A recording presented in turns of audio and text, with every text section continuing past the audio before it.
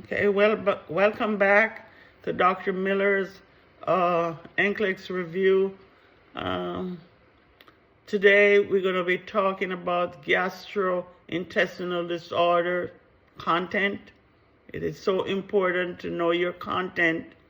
Okay, content you cannot go wrong on your exams. Okay, so let's start with the gastrointestinal disorder. The mouth, as you know, the GI starts from the mouth to the anus. The mouth, as the amylase breaks down to starch. The esophagus, peristalsis, it brings the food to the stomach. The stomach, the hydrochloric acid breaks up the food and activate enzymes. Pepsin converts to proteins. You have your small intestine, which gives you the duodenum, contains bile, the pancreatic ducts, the large intestine, water absorption, waste elimination, vitamin K synthesis, the pancreas, you have your maltase, your maltose, your immunosaccharides, and your lactose, your lactose, and your galactose. Your gallbladder stores and concentrate bile, and your liver, the Kupffer cells, remove bacteria in the portal venous blood. Let's talk about some condition that could impact negatively on the GI, such as gastroesophageal reflux disease, also known as GERD.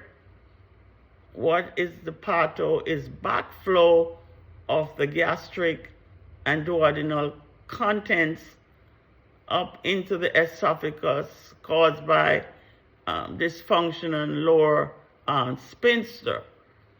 And this, if it keeps recurring, this could cause Barrett's esophagus, precancerous lesion, because the backflow of acid coming up, it burns the esophagus, which could lead to a precancerous lesions. What are some clinical manifestations and signs and symptoms of GERD? Frequent heartburn, epigastric pain, nausea, dyspepsia, dysphagia, and regurgitation. You want to teach the patient to avoid irritants. What are some irritants? Peppermint, chocolate, coffee, fatty foods, alcohol, smoking. Avoid eating and laying down hours before bedtime. Avoid anticholinergic such as non-steroidal anti-inflammatory drugs, and you want to keep the head of the bed elevated after eating. So GERD can occur, for a patient who takes lots of medication. Perhaps they need medication such as Prevacid or Prilosec to help coat the stomach. Another form of disorder, peptic ulcer disease. What is the pathophysiology of peptic ulcer disease? Is an ulceration that erodes the lining of the stomach, okay, caused by irritation or hydrochloric pyloric, H. pyloric, or NSAID, non-steroidal anti-inflammatory drugs. What are some clinical manifestations of peptic ulcer? Sharp pain, left to mid epigastric area after meals, say about 30 to 60 minutes gastric, 90 to 180 minutes is duodenal. Okay? Treatment, proton pump inhibitors, such as Prilosec, Prevacet, Nexium, and also H2 blockers. Treatment, resection or a vagotomy, or total gastrectomy or pyeloplasty, that is peptic ulcers.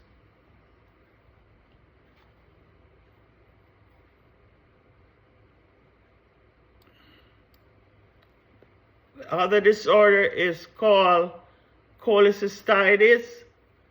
What is that? Inflammation of the gallbladder.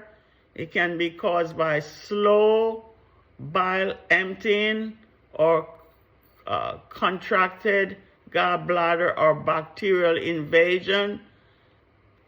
Signs and symptoms, just remember Murphy, M-U-R-P-H-Y-S, the Murphy signs.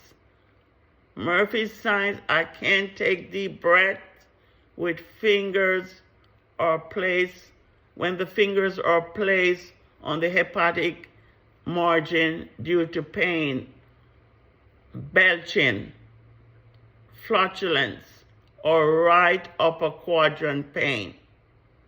Murphy's sign. Go over your Murphy signs that links to cholecystitis, inflammation of the gallbladder. The nurse want to maintain an NPO status during exacerbation. You want to educate patient to eat small, low-fat meals. Another condition is also known as inflammatory bowel disease, such as IBS, ulcerative colitis, and Crohn's disease. Inflammatory disease of the bowel. All these. What are some signs and symptoms? Diarrhea, abdominal cramps for 6 weeks. You want to educate the patient, okay, about a low-fat diet, decrease triggers and stress, and avoid the use of non-steroidal anti-inflammatory drugs, and also decrease GI bleeding. With ulcerative colitis, that is closer to the colon, okay, they're at risk for colon cancer. Crohn's disease, it could be from the mouth to the anus. Appendicitis is another condition that you may encounter some questions on the state board. What is the pathophysiology? Acute inflammation of the appendix surrounding the tissue. What are the clinical manifestations of appendicitis? Sharp, constant abdominal pain that moves to the right lower quadrant, also known as the McBurney's point. You want to administer pain meds, prep for imaging, MRI, or CAT scan if sudden relief of pain indicative of a rupture of the appendix. Pancreatitis is another form of condition that affects the GI. Patient with pancreatitis, at times they monitor them in the ICU setting. What's the pathophysiology of pancreatitis? Acute inflammation of the pancreas. Patient will have nausea, vomiting, diarrhea, diffuse abdominal pain, and cramping. It is also known as the Collins signs and the Turner signs when you're talking about pancreatitis. You want to look at the labs, okay? You will find increase in amylase. These are liver enzymes, lipase, white blood cells, bilirubin, and glucose. They also will have decrease in calcium, magnesium, and platelets. And the nursing care, you want to administer pain control because the pain can be so intense that this patient needs one-to-one monitoring. Limit oral intake and pancreatic enzymes. They must get pancreatic enzymes with meals. Other disorder you may encounter on the NCLEX is hiatal hernias. What is that? You will see the protrusion of the stomach through the diaphragm into the chest cavity. Okay? What's the pathophysiology to develop a hiatal hernia?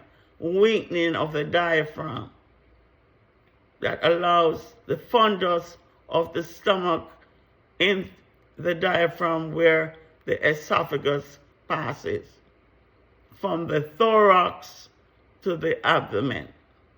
This is a high risk of strangulation. It's a very delicate area when patients develop hiatal hernias. What are the clinical manifestations? Heartburn, dysphagia, chest pain after meals. They will diagnose this with a barium swallow or study from an EGD where they will go in and pass a catheter down into the esophagus for visualization. How do they treat? They will use the same medication as they administer for GERD. Okay, like your Prilosec, your Nexium, to treat, or they will do fundoplication surgery. Fundoplication for hiatal hernia. Nurse, you want to teach patient to avoid irritants. Peppermint is a major contributor. Chocolate, coffee, fatty foods, alcohol, smoking. You want to elevate the head of the bed to avoid coughing and straining. And you want to, instruct the patient to use like a pericolase. That's a stool softener to help with the stool to prevent straining. You have other hernias like an abdominal hernia. Secretion of the intestine protrusion truly or through a weakening of the abdominal muscles. You have inguinal and you have umbilical hernia. And what's the pathophysiology? Muscle weakness or increase in intra-abdominal pressure that allows for herniation. These patients, they're at risk for strangulation, meaning no blood or oxygenation will go to that area, which could cause ischemia. What are the risk factors? Obesity is a major contributor. Pregnancy, lifting of heavy objects. What are the signs and symptoms of inguinal or umbilical hernias? Lump or protrusion at affected site, severe pain and decreased bowel sounds, and also they're at risk for strangulation or an obstruction. How do they treat that? Surgical repair of the hernia, bowel resection for bowel necrosis. Necrosis occurs when there's lack of blood supply and oxygen going to that particular area. So the nurse, post-operative, avoid coughing, or you want to splint the stomach. You want to use like a pillow, or you fold a sheet and have the patient place on top when you're splinting, when you're coughing, or when you're sneezing, and you want to instruct the patient that it's imperative for them to avoid heavy lifting and strenuous activities.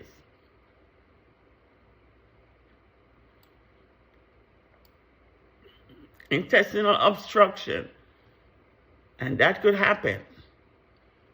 A complete portal blockage of the intestine, potentially life-threatening condition. What's the pathophysiology? Mechanical bowel is physically blocked. So you got to obtain the patient to see if they have any bowel sounds.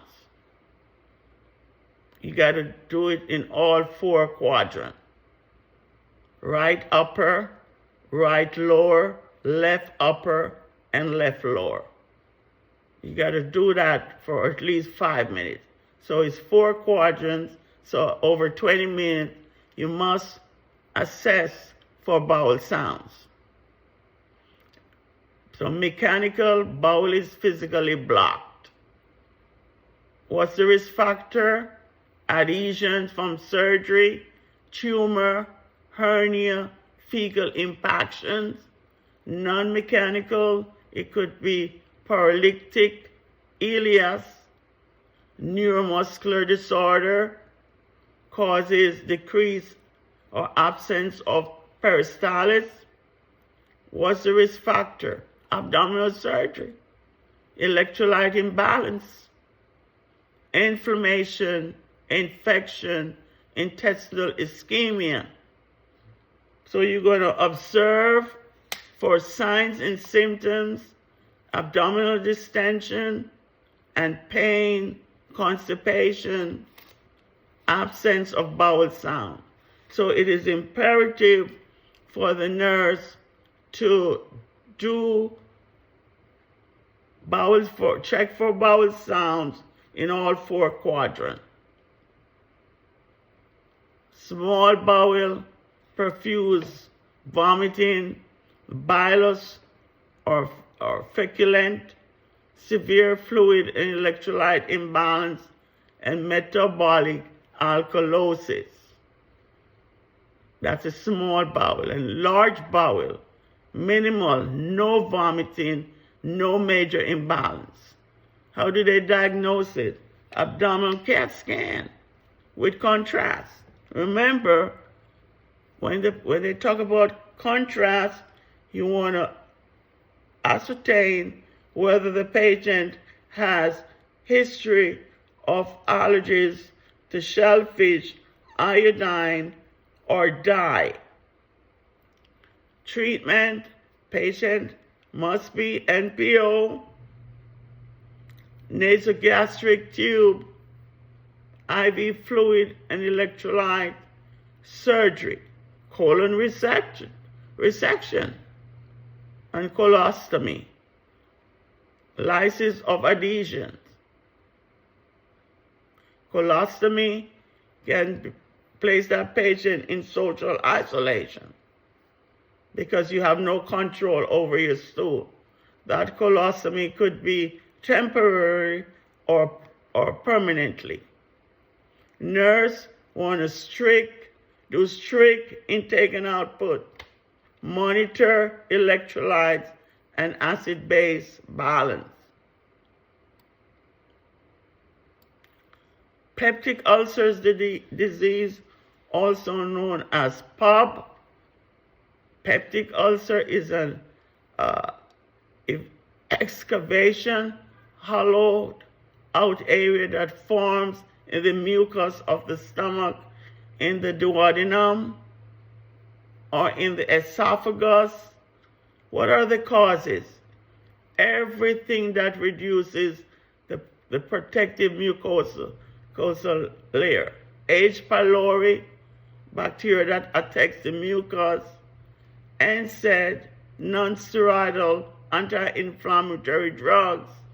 Smoking is a factor. You may have on your boards gastric ulcers, pain occurs immediately after eating, pyrosis, vomiting, constipation, or diarrhea and bleeding. If bleeding ulcers, hematemesis or melena, you will see tarry, black stool. Duodenal ulcer, food makes it better. Just remember, you may have questions pertaining to gastric ulcers or duodenal ulcers. Remember, patient may eat, okay, and then the patient has to re-eat. Food makes it better. Pain occurs 2 to 3 hours after meals. So if the patient go back and have some more food, it will be better.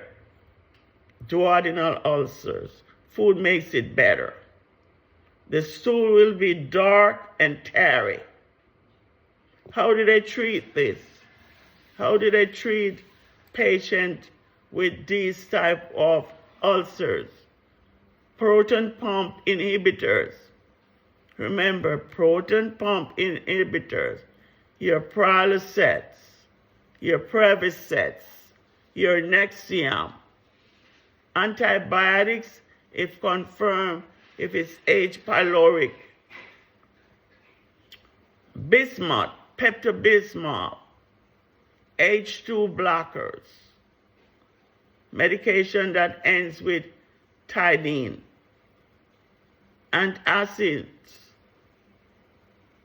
calcium carbonate, carafate. So all these are foods to avoid when you have certain GI problem. Coffee, fried foods, citric fruits, okay? Chocolate, all those. And we had mentioned about GERD, acid reflux, is a backflow of food content which can lead to Barrett's esophagus. Crohn's disease, as mentioned before, inflammation or ulceration or both of the bowel, characterized by a period of remission and exacerbation. Anywhere in the GI, you will find Crohn's. In contrast, ulcerative colitis is closer to the colon.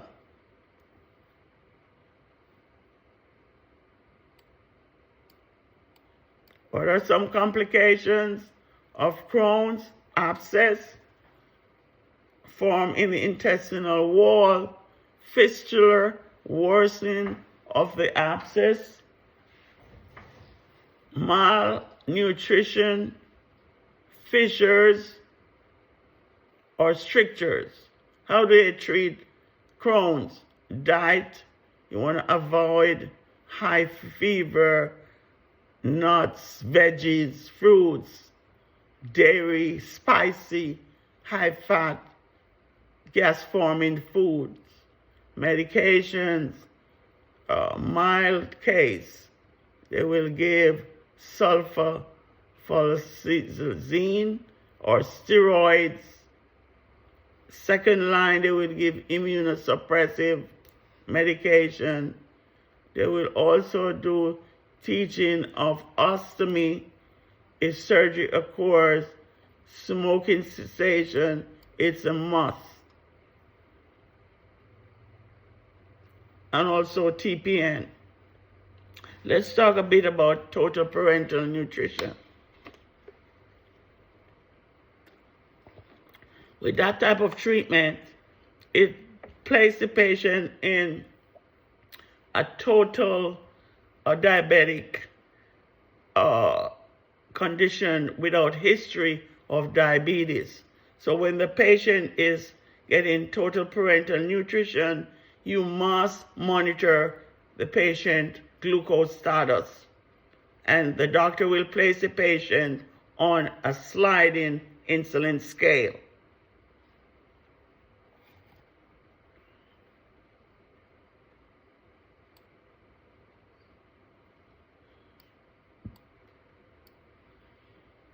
Let's talk about ostomies. Surgical procedure that reroute parts of the intestine through the abdominal wall, forming a stoma. You have types of ostomy. You do have an ileostomy created from the ileum, that's the small intestine. Bowel movements are loose, watery. Colostomy creates from the large intestine. Bowel movement vary with consistency.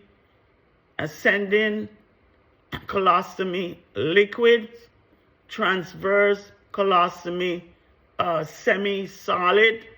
Descending sigmoid colostomy, it is formed. The boards will tell you, patient with colostomy, you got to avoid gas-forming foods. Food that cause major stench, like cabbage, maybe cabbage, celery, those type of food. Anything that is gas forming, you should avoid giving that patient. Remember, a colostomy could cause a patient to go into social isolation because there's no control over their bowels. It could happen anywhere. If they're in a restaurant, it could happen. A loop or double barrel stoma is usually temporarily. Stool will be expelled from the proximal stoma only. Let's talk about hepatitis. You do have 5 types of hepatitis, okay? Inflammation of the liver due to viruses or hepatotoxic drug chemical. So hepatitis A is due to contaminated water or food. Hepatitis A will go with hepatitis E. E cannot survive without hepatitis A. Hepatitis B, okay, blood and body fluid prevention. They do have a hepatitis B vaccine. However, hepatitis B goes with hepatitis D. Blood and body fluid only occurs with hepatitis B if you were to ask. So A goes with E. E cannot survive without A. And B goes with D. D cannot survive without B. And C stands alone. Of all the hepatitis, C is the more severe. Why? Because it leads to cirrhosis of the liver and possibly end up having liver cancer. So C is from blood and body fluid transmission, share needles for drug abusers or with drug abusers. Okay? So what are the signs and symptoms? Fever, lethargy, nausea, vomiting, jaundice, dark-colored urine, clay-colored stool, arthralgia, abdominal pain. So you want to look at the labs because the liver enzymes going to be altered. Your ALT and your AST and your bilirubin. How do they treat? Antiviral medications and supportive treatments. The nurse will encourage hepatitis A and B vaccine is safe sexual practice.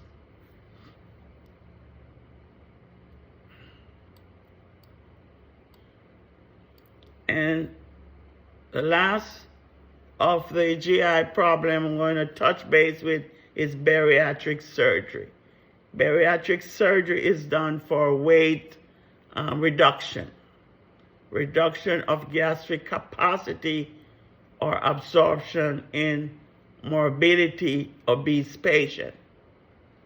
Post-operatively, you want to monitor for dumping syndrome. What is that?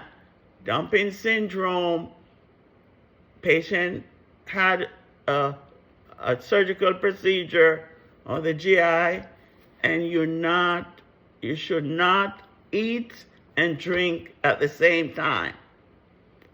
Patient will start having abdominal cramping, tachycardia, nauseousness, and vomiting. Okay? So the nurse should instruct to chew food slowly, completely eat 6 small meals a day. Do not consume liquid with meals. Just remember that. Dumping syndrome, the food will go down too rapidly when you eat and drink at the same time. Avoid foods high in sugar and fat and carbohydrates. Avoid foods high in sugar, fats, carbohydrates, and take vitamins, minerals, and supplement as directed. Thank you so much. Hope this overview of the GI system will help in the preparation of your NCLEX, whether it's an LPN or an RN NCLEX you're prepping for.